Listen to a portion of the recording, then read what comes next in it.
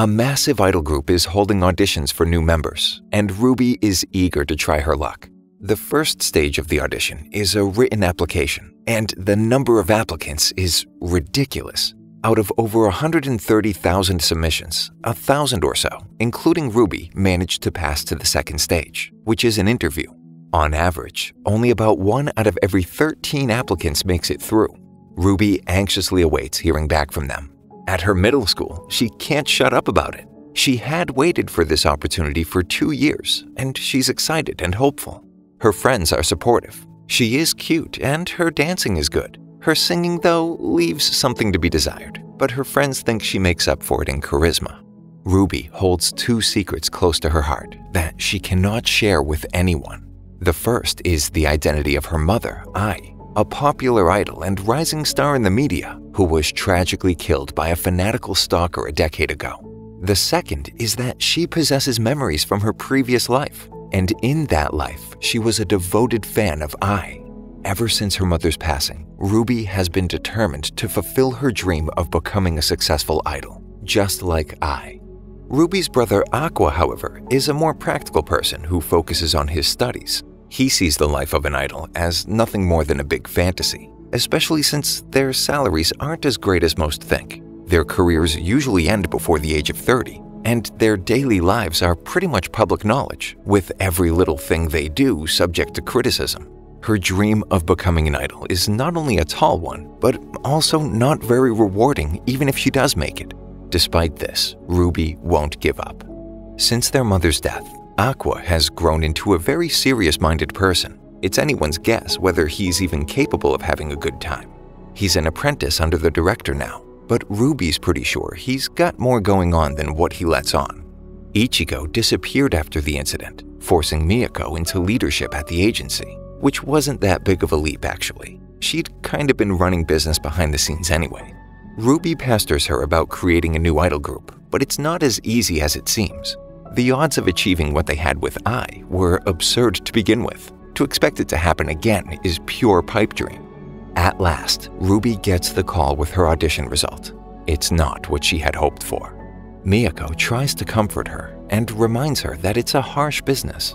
A lot goes into these decisions that they've got no control over, and it's never just a question of talent.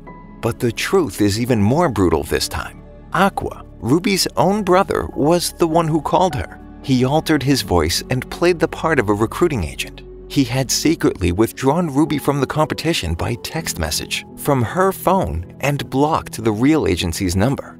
The director can't comprehend why Aqua would go to such extreme lengths to shatter his sister's aspirations. Ruby is a stunning girl and has a real shot at making it, but he won't let the tragedy that befell their mother happen to Ruby, and it's preferable that he handles it alone. For better or worse, Ruby is approached on the street by a scout for an underground idol group, and she can't help but feel like it's fate. Miyako and Aqua are both skeptical about this opportunity. Once again, Aqua feels the need to prevent Ruby from pursuing her dream.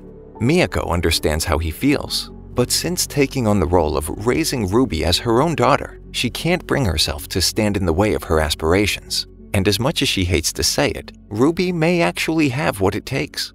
Aqua is still hesitant to accept it. He grabs one of the agency's business cards and heads out. He seems to have a plan. Aqua approaches a girl named Lala as a scouting agent for Strawberry Productions and presents her with the agency's card. After gaining her trust, he brings her to the office. Aqua's objective is to get some information about the agency that's headhunting Ruby, the same agency that currently represents Lala. Miyako is surprised by Aqua's unconventional approach, but goes with it. Aqua goes on to tell Lala that Strawberry Productions could probably offer her a better deal, but would like to hear about her current conditions to be sure.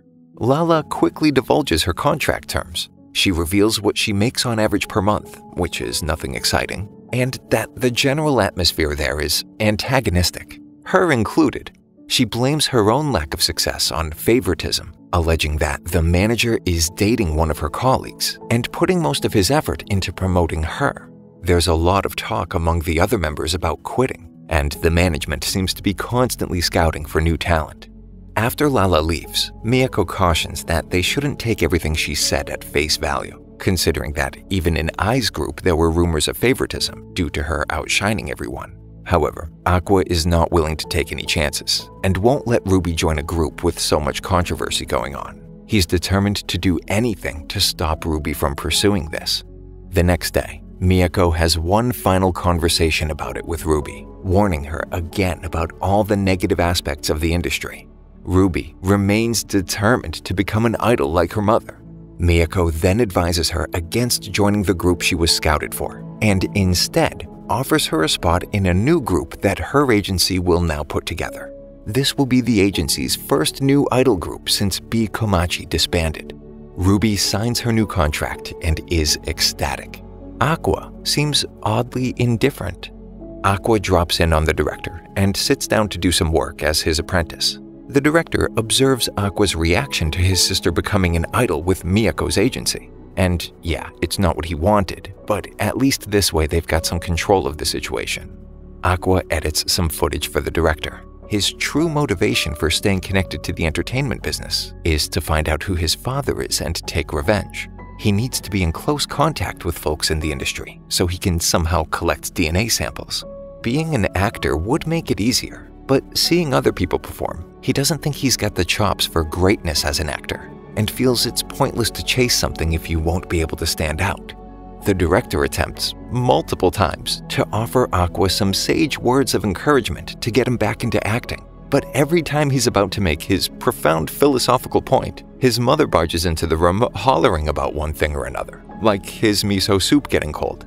No big loss. It only calls attention to the fact that this is a man in his 40s still living with his mother. Anything he's got to say, no matter how true, is only going to carry so much weight with Aqua.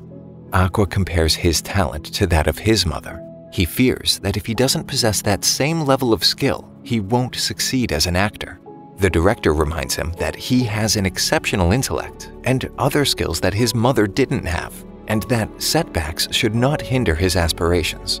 Aqua recalls his mother's last words. She had expressed her vision of him as a successful actor. Just as he's about to speak up, the director's mother interrupts once again.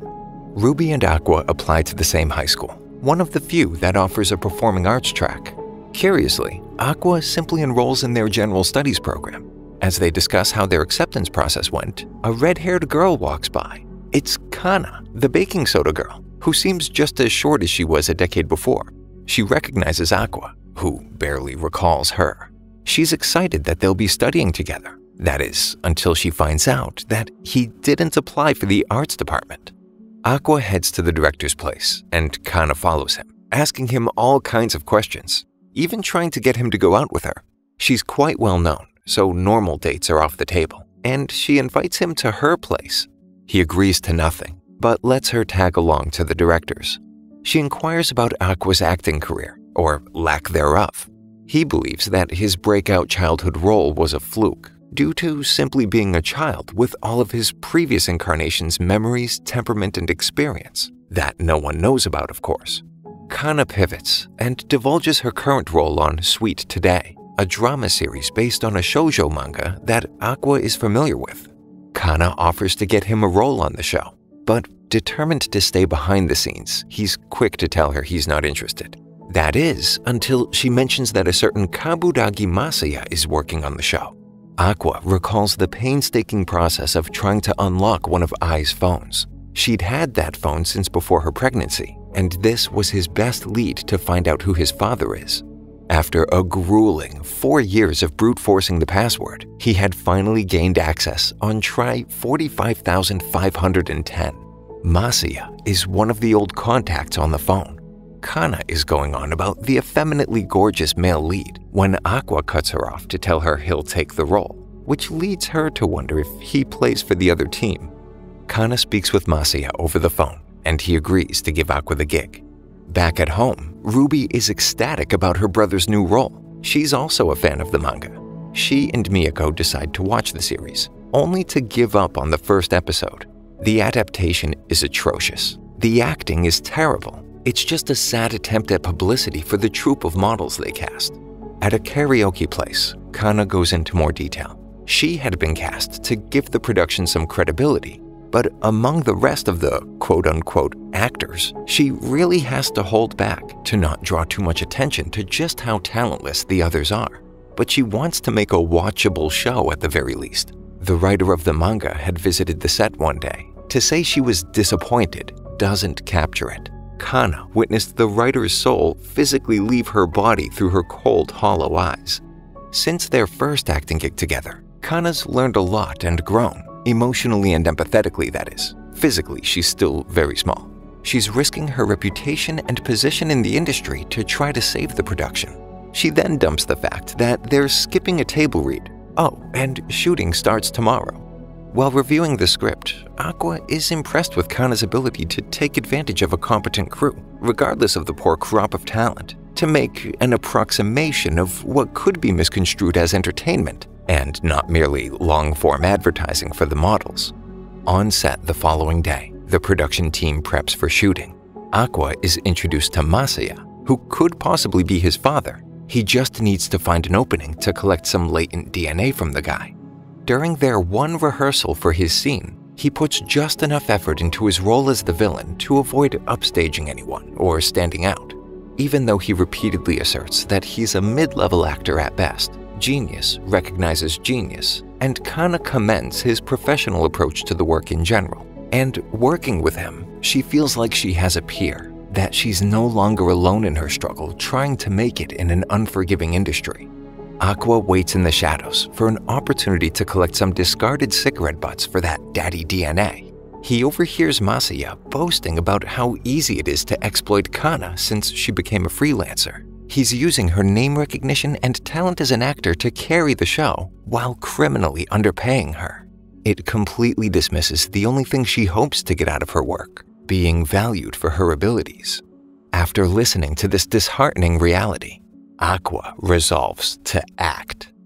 Kana reminisces about her childhood acting career losing steam.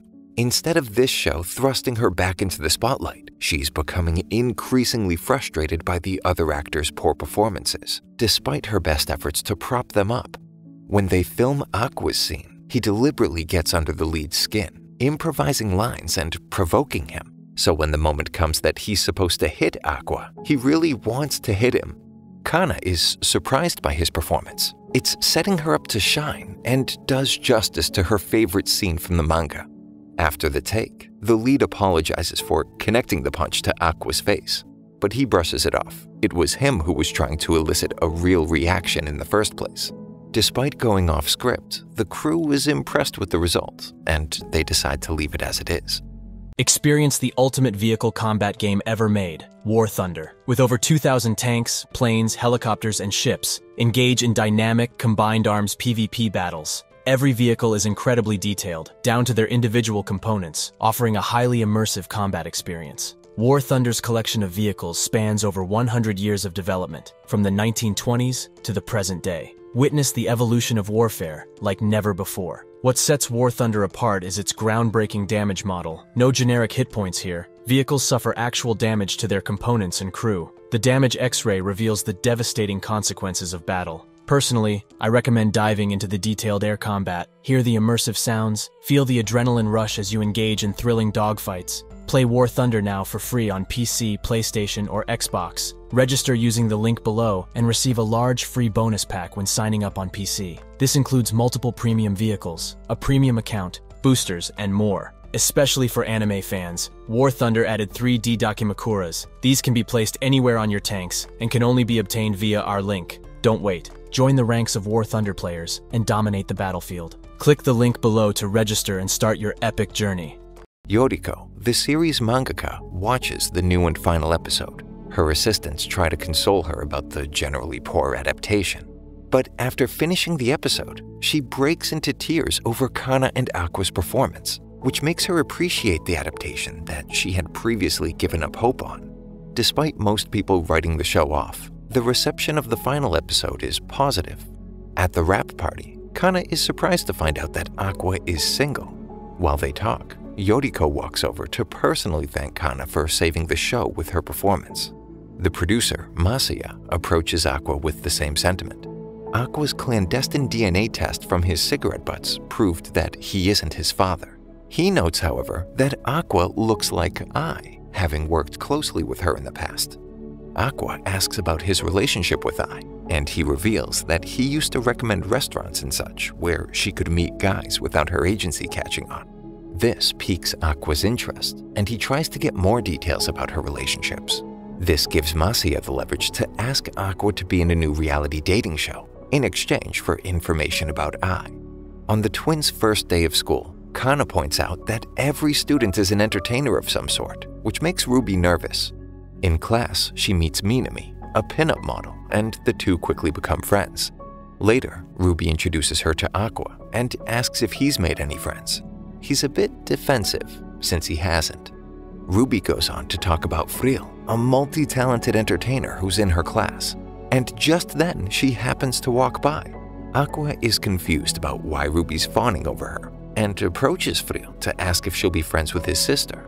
Ruby is floored that she recognizes him from Sweet Today. She also recognizes Minami, but when she turns to her, Ruby becomes super self-conscious. She hasn't yet been in anything to be recognized from. At home, Ruby begs Miyako to help her kickstart her idol career, but she's having trouble scouting other members for the group. She won't poach talent signed to other agencies, and that limits her to complete unknowns or freelancers. Ding! Aqua suggests asking Kana to join. At school, Ruby follows Kana, noting her characteristics that appeal to idol fans. Aqua notices his sister creeping around and tells her to just ask Kana. But Ruby is nervous. They haven't exactly been on the best of terms. Aqua helps out by sending Kana a message to meet up after school. Kana's looking over the social media conversation around the last episode of Sweet Today and gets flustered when she comes across a comment about Aqua's looks. Of course, that's exactly when she receives his text. She immediately gets the wrong idea and is excited, only to be disappointed when she finds Ruby there waiting with Aqua after school. Shelving her pride for the moment, Ruby gets straight to the point and asks Kana to be in an idol group with her. Kana is caught off guard and asks for some time to think it over. Her instinct is to turn down the offer to preserve her career as an actor, though Ruby does remind her of Ai, and she sees her potential. Just as she begins to say no, Aqua gets on one knee and begs her. Despite her best efforts to refuse the proposal, she ends up caving in. Miyako is surprised that he actually got her to agree and warns him to be careful with his antics. Kana wonders if Aqua has another job lined up, and Ruby, clearly ashamed, reveals his role in a new dating show, which they then sit down to watch. His first appearance on the screen leaves them dumbfounded. Aqua's behavior, disposition, the things he says, it's not him at all. Miyako overhears this and reminds them that he is an actor after all. But this reassurance doesn't make Kana feel any better. On set, Aqua meets co-star Yuki, who's equally unenthusiastic about the show. She makes several humbling admissions, including that she's bad at making conversation. But it turns out she was just playing for the cameras, which are always filming. Back home, Ruby berates her brother. She refuses to let anyone she doesn't approve of make moves on him, and decides that she must choose one for him herself. Yuki would be acceptable. Aqua is not impressed with her judgment of character. The next day, Kana isn't too thrilled about the whole idol thing, while Ruby tries to figure out what they can do to drum up interest and find more members. Miyako tells them that having an online presence is the way to go these days. And luckily for them, Strawberry Productions has loads of experience managing online streamers. She sets up a meeting with Pieon, a strength trainer who wears a bird mask in his videos, and in meetings apparently. Kana has doubts, but quickly changes her tune when she finds out that he's the agency's top earner. They brainstorm ideas for their online debut. The first idea is to make a prank video, but the prank would be staged. And contrary to her mother's philosophy, Ruby thinks they should go another, more authentic route. So they decide to make a video where the girls also wear bird masks and perform a calisthenically choreographed dance. If they can last 1 hour, then they will reveal their faces. The collaboration is way harder than they thought, and they barely make it to the end. But they do. And after the hour is up, the girls remove their masks and try to introduce themselves while gasping for breath. When their host asks what their group's name is, Kana lets Ruby choose one on the spot. They are B Kamachi, named directly after Ai's group. Yuki toys with the idea of quitting on the latest episode of Love Now. The producers love it for the cliffhanger, and their audience eats up the drama. But when the cameras are off, she reveals that she wasn't actually planning on leaving the show, but she wasn't acting either. Those were real feelings, and she was just exaggerating them. Akane, one of her co-stars, takes notes on everything. After another day of filming, some of the cast members plan to go out for dinner. Nobuyuki invites Aqua along, and he begrudgingly accepts. At the restaurant, Aqua notices Akane's awkward tendency to not get very involved, but write everything down. At home, Ruby chews Aqua out for skipping out on their Sunday dinner, and bemoans how staged the quote-unquote reality show is. He explains that the cast often does act genuinely, but sometimes lying about things protects them in their real lives. A love triangle forms on set revolving around Yuki, leaving Akane feeling invisible. Aqua distances himself and stays on the sidelines with Memcho. She's pleased that she's racking up viewers on her YouTube channel, which was her objective. Though she's growing concerned for Akane, who doesn't seem to be doing well. She hasn't been able to find her groove on the show. Later, Akane overhears her manager getting chewed out by her agency's president. Her lack of screen time is an embarrassment, and he accuses them of not taking this opportunity seriously. Her manager wishes she hadn't overheard that. He considers it his job to protect her from that kind of thing, and tries to assure her that he expects nothing more than everything she's already putting into her performance. But she takes what she heard to heart and feels pressured to stand out. At Strawberry Productions, Kana stops Ruby from posting complaints about a drink. If they're going to be idols, then pissing off any potential sponsors is just bad business. A somewhat clueless Ruby doesn't get how they'd even notice.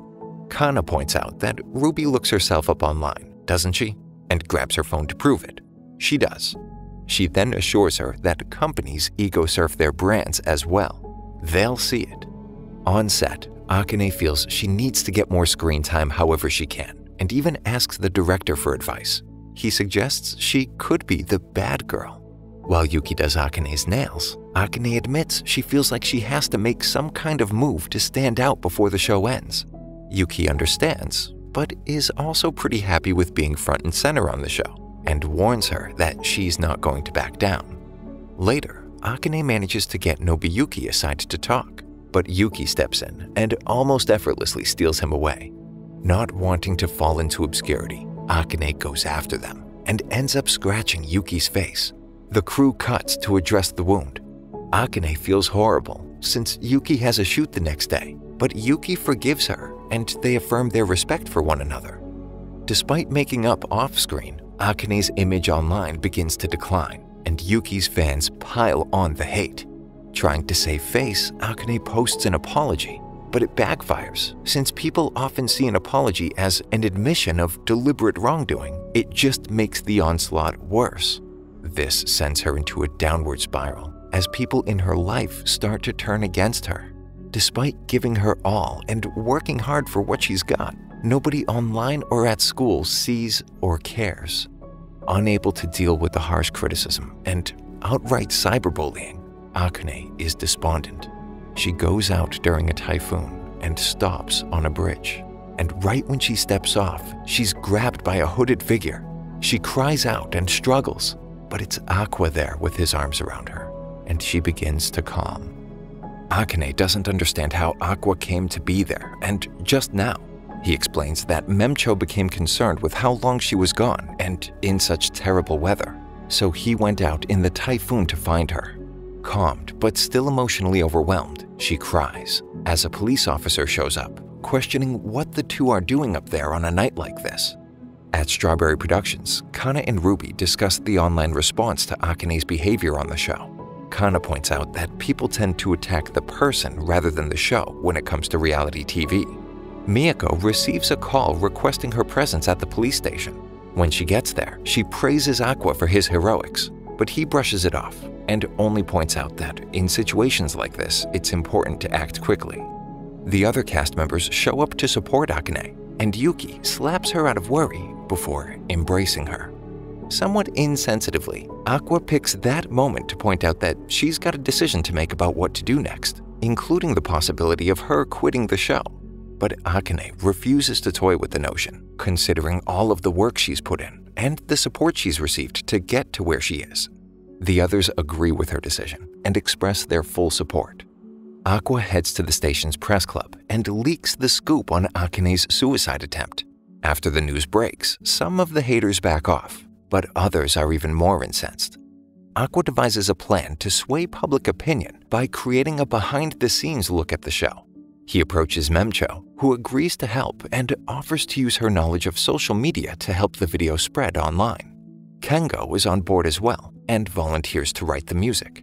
Yuki suggests using footage recorded by an unmanned camera of her and Akane making up after the face scratch incident, but doesn't know how they would get their hands on it. So Aqua decides to confront the director directly regarding this footage. The director is not inclined, since they kinda let the hate train steam on around this event. It wouldn't be great for the reality show if suddenly the reality was revealed. But Aqua proceeds to manipulate him into compliance with a guilt trip. The cast gets together and, with a stimulant-fueled effort, put together their video. Shortly after the post goes up, it begins to spread quickly. Akane sees the video at home and tears up. Not only does it paint her in a better light, but it ends up actively promoting the show as well. Later, Akane meets with the rest of the cast and announces that she's ready to film the remaining episodes. For her emotional protection, they suggest that she put her acting skill to work and create a character for herself, rather than leaving her true self so vulnerable. But what kind of character? They realize that Aqua is the only guy on the show who's not involved with one of the girls, so they ask him about his type, only for him to abstractly describe Ai. Somehow, Memcho guesses that he's talking about someone like the deceased idol. Akane takes note and resolves to play the role of Aqua's ideal girl. But Aqua has doubts about whether anyone could ever come close to mimicking what obviously can only come naturally. Akane researches Ai extensively, even wondering about what her type was. She goes a bit overboard with her research, maybe a little overzealous in her attempt to repay Aqua for his kindness. Meanwhile, Kana asks Aqua about how Akane is doing, and then expresses disappointment that she didn't retire. Apparently, she views her as a rival in the acting space. Aqua's limited experience is strictly as a screen actor, and he was unaware of Akane's superb reputation in theater. Akane returns to the set and formally apologizes to the crew for causing them trouble. When Aqua shows up, she gets his attention immediately by assuming her new character modeled on Ai. He's stopped in his tracks and turns to witness the newly motivated Akane emulating the full magnitude of her presence to a T. Aqua does not know how to respond to Akane's transformation. It's too good, it's eerie, and whether he likes it or not, it's having an effect. Realizing what's going down, Memcho and Yuki egg him on, but he becomes defensive and walks out. Akane drops the act after seeing Aqua's strong reaction, and the two girls question her about whether she has genuine feelings towards him. She admits that she would date Aqua if he were on board. Aqua is forced to wrestle with the nature of his relationship with Ai. More than a fan, and more than her son, he's confused and either can't find the words or won't utter them. Later on, Aqua catches up to a despondent Kana on her way to school and asks if she'll skip class with him. She enthusiastically agrees and suggests a number of things they could do, which he rejects and then takes her to a park to play catch. She doesn't hesitate to tell him how weird that is, how weird he is. Kana's not exactly athletic, and she asks him why he didn't ask someone else, like someone from the cast of Love Now, but he dismisses that as work, and those people just colleagues. She pivots to Akane and starts talking about his type. Aqua becomes introspective. His body is finally catching up to the maturity of his mind. He mentions that he's beginning to see girls around his age as potential love interests, with a particular preference for slightly older women, which excites her, being a year older herself. He levels with himself that he doesn't feel anything romantic towards Akane. Anything there is just the shell of a memory. On set, Akane reveals that she imagines that Ai had a secret child. This makes it easier for her to reconcile her sometimes erratic behavior. Aqua recognizes that she truly is extraordinary. Though sure in his position that their relationship is strictly professional, he decides to not let what's before him go to waste, and he kisses her on camera. Kana is mortified when she sees the episode. Filming of the series is finished. At the wrap party, the other cast members question whether Akane and Aqua will date now that the show is over. The director chimes in, saying that since the contracts are fulfilled, it's now up to the actors to decide how they proceed. Aqua ducks out to talk with the producer, who proposed being on the show in exchange for information about Ai. Now that Aqua's fulfilled his end of the bargain, the producer suggests getting sushi sometime, and he'll divulge some choice information. Back inside, Akane confronts Aqua about their relationship and how they should move forward. He confesses that they don't have a future romantically, but softens the blow by expressing his admiration for her as an actor. They professionally decide to keep up appearances for a while, for the sake of their careers. Afterwards, Memcho and Aqua walk home together. She reveals that she really wanted to be an idol, which obviously gives Aqua the idea to pitch becoming a member of B. Komachi. She's dismissive of the offer at first, but then realizes that he's serious. At Strawberry Productions, Miyako is surprised that Memcho wants to be an idol and playfully suggests that she should have hired Aqua as a scout. Although Miyako is fine with it, she calls Memcho out for not being completely honest about her age, and everyone is floored when they find out that she's really 25. She explains that while she was in high school, her mother fell ill. Her dreams took a back seat while she worked different jobs to help her family. Ruby and Kana chime in supportively and reassure her that her age doesn't matter. She can become an idol regardless. In class, Ruby and Minami talk about Aqua's kiss and subsequent relationship when Frill shows up and surprises them with her sense of humor. They talk about how all the girls are fawning over Aqua after his role in the show. The B. Komachi channel starts to grow a following, thanks in large part to Memcho onboarding some subscribers from her established audience. She suggests they start practicing old B. Komachi songs to prepare themselves for uploading their own music videos. After a long choreography session, Kana wonders whether she'll be able to keep up with the others. Aqua appears and offers her some water. She initially accepts, but when she can't get his and Akane's kiss out of her head, she tells him off.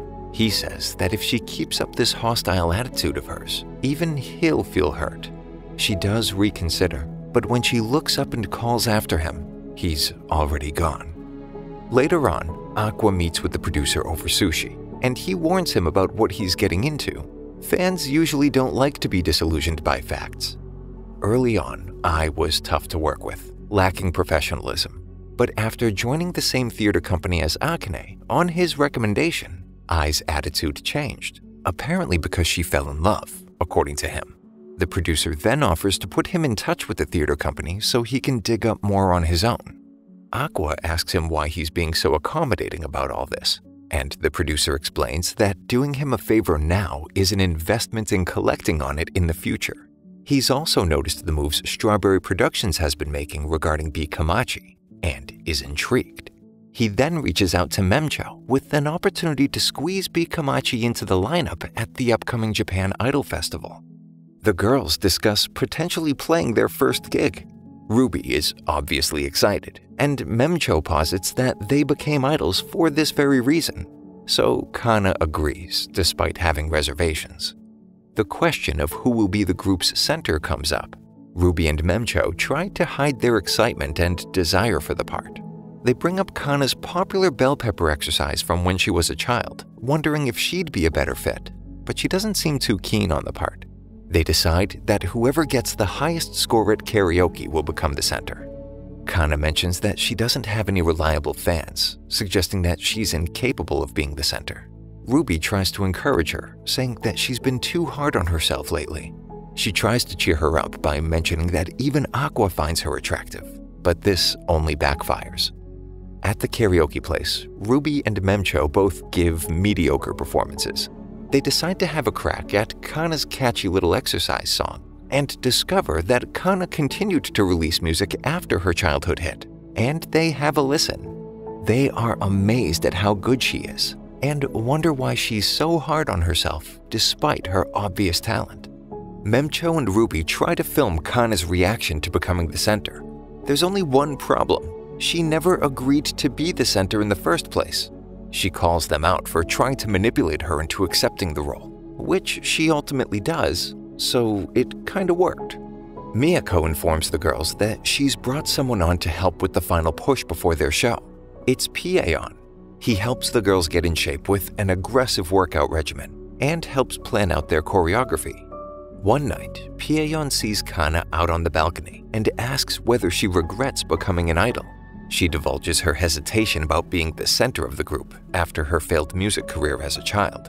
He tries to quell her worries and admits to being her fan. He even knows specific details about her, which takes her by surprise.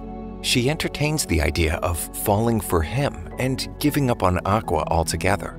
Back inside, Memcho and Ruby remark on how Pieon seems slimmer than they remember. Later on, after finishing up another practice session, Kana complains to Memcho about Aqua.